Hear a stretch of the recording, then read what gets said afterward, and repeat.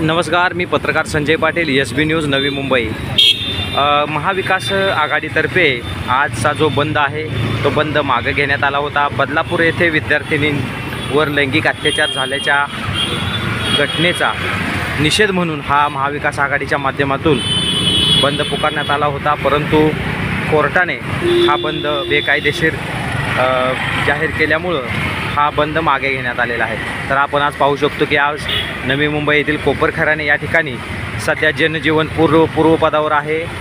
या ठिकाणी कोणतीही बंद अफवा वगैरे यावर विश्वास ठेवू नये म्हणून प्रशासनाच्या माध्यमातून आवाहन करण्यात आलं होतं।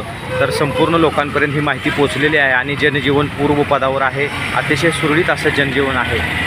प्रशासनानं सतर्कतेचा उपाय म्हणून ठिकठिकाणी बंदोबस्त केलेला असून सर्व लोक आपापल्या कामावर जात आहेत। आपण पाहू शकतो की कोपरखैराणे रेल्वे स्टेशनच्या बाहेरील हा परिसर आहे आणि नवी मुंबईमध्ये सर्व जनजीवन सुरळीत आहे, आपण पाहू शकतो। SB न्यूजसाठी संजय पाटील, नवी मुंबई, कोपरखैराणे।